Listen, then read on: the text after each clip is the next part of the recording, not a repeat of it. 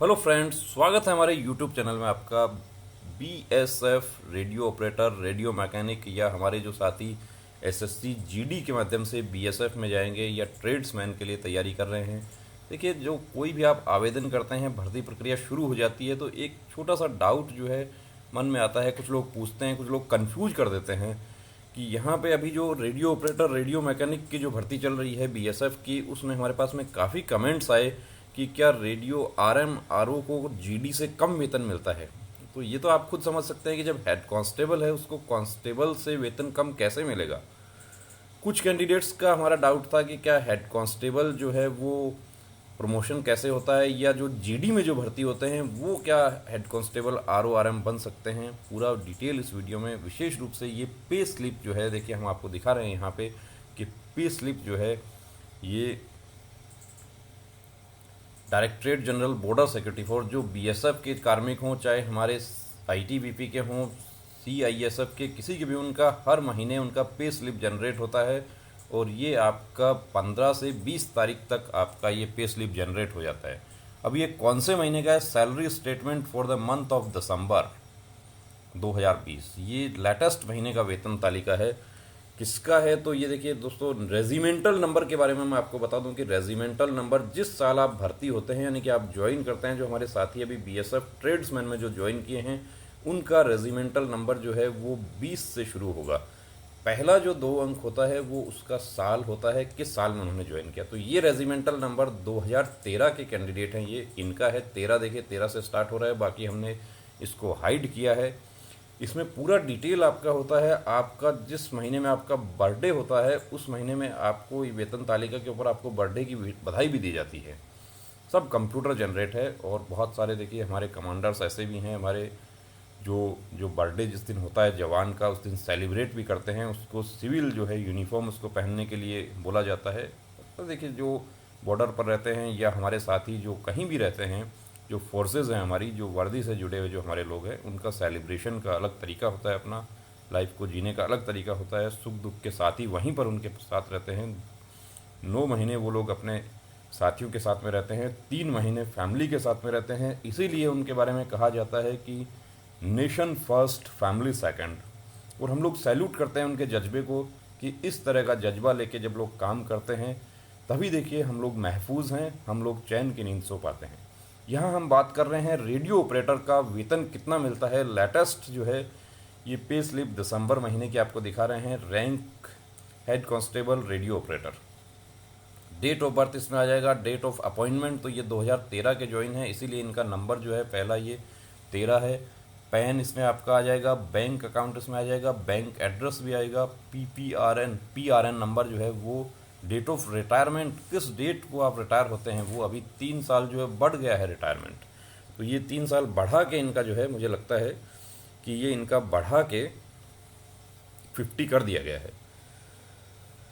ये यूनिट आप sector headquarter में है, फ्रंटियर में है, आप किसी यूनिट में है, वो आ जाएगा। अटैच यूनिट किसी यूनिट के साथ अटैच होते हैं। सब यूनिट, अब यूनिट के अंदर भी सब यूनिट होती है। पे मैट्रिक्स जो 4 है, आप सेंट्रल गवर्नमेंट के जो पे स्केल है उसमें आप पे मैट्रिक्स 4 में आप सर्च कर सकते हैं कि पे मैट्रिक्स 4 में क्या आपको वेतन मिलेगा। अब उसमें जो एक तो होता है आपका बैंड पे होता है, प्लस बेसिक पे। बेसिक पे कितना स्टार्ट होता है पूरा देखिए डिटेल आपको बताते हैं।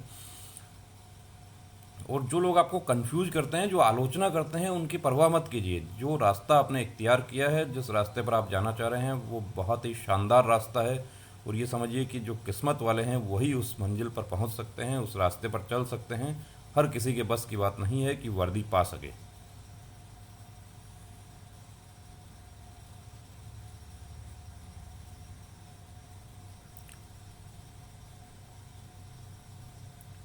अब ये देखिए, जो पूरा डिटेल जो है उसकी हम बात करते हैं यहाँ पे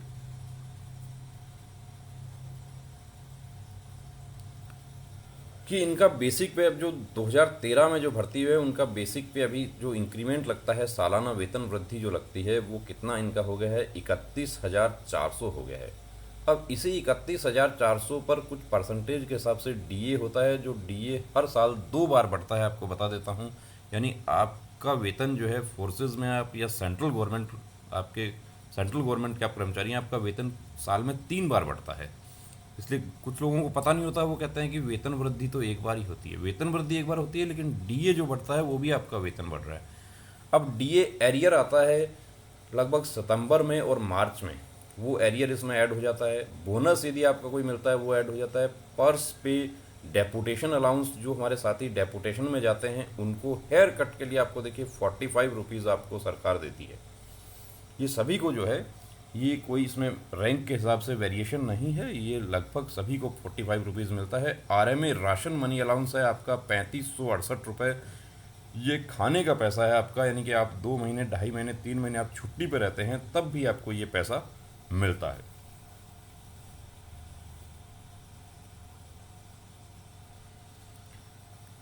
नर्स ड्रेस अलाउंस, जो सिस्टर हैं, मतलब कि जो नर्सेज हैं, उनको नर्स का अलाउंस मिलता है। आरएमए एरियर, ये जो आरएमए जो जब बढ़ता है तो बैक डेट में बढ़ के आता है, इसलिए उसका एरियर का कॉलम दिया है। आरएचए, ये 6,000 रुपये इनका। ट्रांसपोर्ट अलाउंस इनको 2106 रुपये मिल रहा है। सोप टॉयलेट देखिए, ये भी 45 रुपीज़ आपको मिल रहा है। रम अलाउंस आपको, फ़ौज के बारे में एक बहुत ही गलत धारणा होती है लोगों में, सिविलियन में, कि फ़ौज को बहुत ज़्यादा दारू मिलती है। ऐसा कुछ नहीं है। रम अलाउंस आपको 48 रुपीज़ मिलता है। अब इसको आप रम पिएं या ना पिएं, या इससे आप बिस्किट खाएं, कुछ भी करें, ये आपकी मर्ज़ी है। नर्सेज को जो नर्स अलाउंस मिलता है वो है। ये सब आपका एमोल्यूमेंट्स है, यानी आपकी परिलब्धियां हैं ये। अब इसमें से डिडक्शन आपका होता है, तो डिडक्शन कौन कौन से हैं? इनकम टैक्स आपका डिडक्शन होता है। जीपीएफ जो है वो अभी जो नई भर्ती हैं उनमें जीपीएफ नहीं है। जो पुराने, जो 1 जनवरी 2004 से पहले के हैं, उनका जीपीएफ कटौती होती है। सीजीएचएस, ये सेंट्रल गवर्नमेंट जो हेल्थ स्कीम है, उसका 250 रुपया। HRR1, CGIS, ये देखिए बहुत सारे कटौतियाँ जो हैं कि JPF एरियर, इंस्टॉलमेंट, यदि आपने कोई लोन वगैरह लिया है उसके बारे में भी जो कटौती होती है, वो सब कटौती, जितनी भी कटौती होगी वो इसमें आ जाएगा।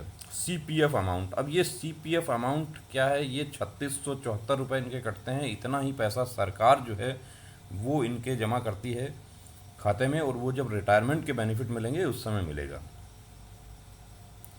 इसके अलावा देखिए प्राइवेट डिडक्शंस। अब ये डिडक्शंस तो सब जो गवर्नमेंट डिडक्शंस है, प्राइवेट डिडक्शन आपने कोई, यदि आपने लोन वगैरह लिया है उसका जाएगा। एक होता है सीमा प्रहरी बीमा योजना, तो उसके 500 रुपये आपके कटते हैं। वेलफेयर फंड 25 रुपया।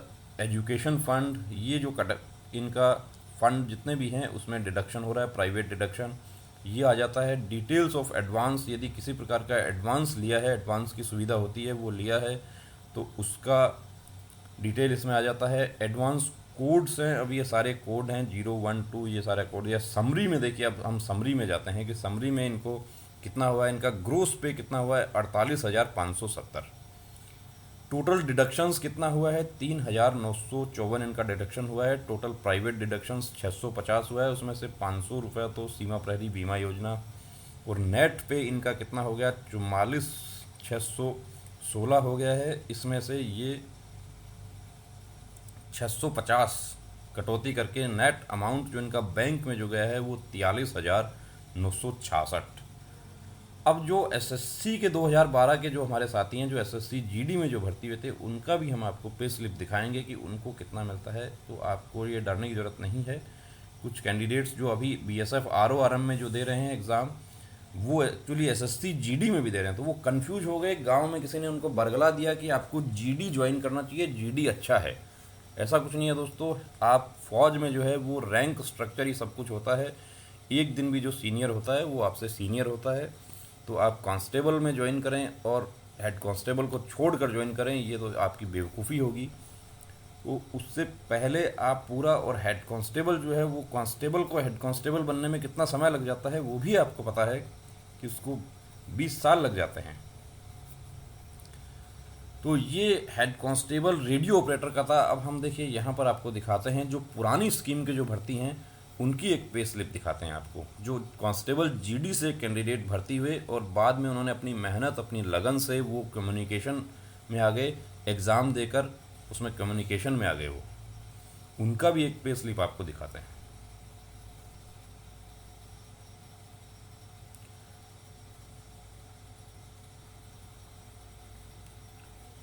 अब ये देखिए दोस्तों, रेजिमेंटल नंबर जो है इनका ये 95 से शुरू होता है, क्योंकि ये 95 के भर्ती हैं। अब 95 में ये फीटर में नहीं भर्ती हुए हैं, ये एक्चुअली हेड कांस्टेबल फीटर है। और अभी फीटर की वैकेंसी जो है वो फीटर जो है वो भी फीटर और हेड कांस्टेबल रेडियो मैकेनिक वो एक ही बात है। हमें रेडियो मैकेनिक का पे स्लिप यदि मिल जाता है हम उसका अलग से आपको शो कर देंगे, लेकिन अभी आप ये समझ लिए कि रेडियो मैकेनिक और फीटर एक ही बात है।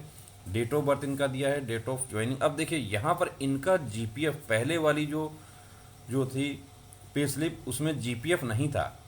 ये पुराने भर्ती हैं, ये 1 जनवरी 2004 से पहले के भर्ती हैं, पुरानी पेंशन स्कीम में है। इनका डेट ऑफ रिटायरमेंट इनका कब होगा, 2035 में होगा।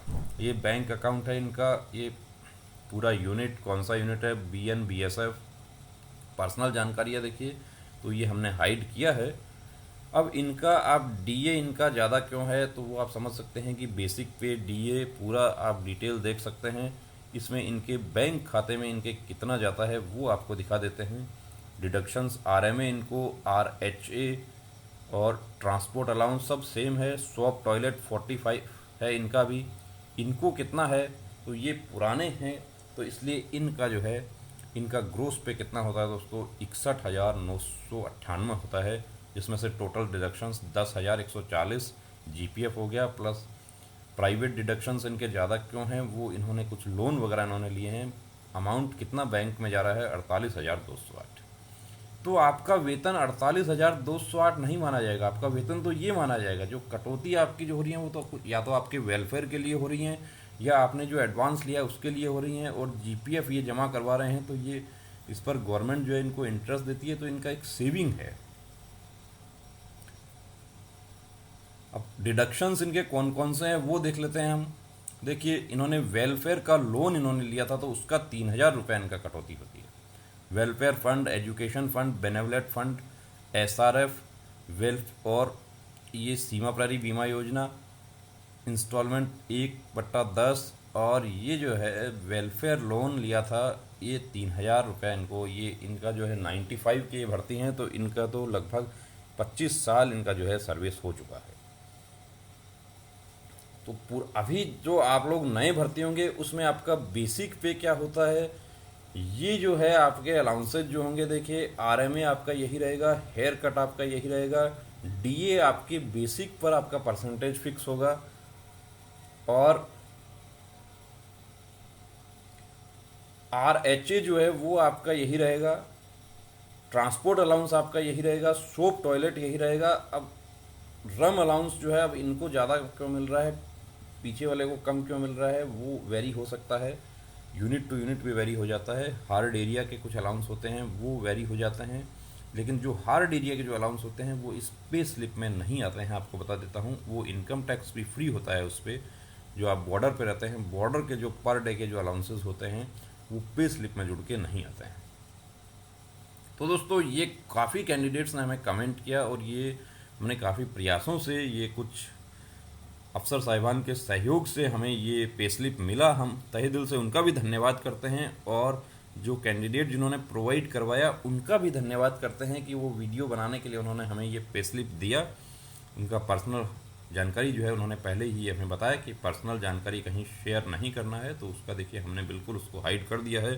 तो दोस्तों ये वीडियो आपको कैसा लगा कमेंट करके ज़रूर बताएं, और जो हमारे साथी अभी एग्ज़ाम दे रहे हैं उनके लिए फिर आपको कहना चाहता हूं, उससे पहले जो हमारे साथी जो हमारे सीमाओं पे हैं, हमारे नाकों पे हैं, हमारे जंगलों में हैं, हमारे लिए ड्यूटी कर रहे हैं, हमारे लिए रात को जाग रहे हैं, उनके लिए दिल की गहराइयों से धन्यवाद करता हूं कि कोई हमारे लिए जागता है, तभी हम महफूज हैं, तभी हम चैन की नींद सो पाते हैं। तो अब रुकना नहीं, अब थमना नहीं, अब ठानना है, वर्दी को हर हाल में पाना है। जय हिंद।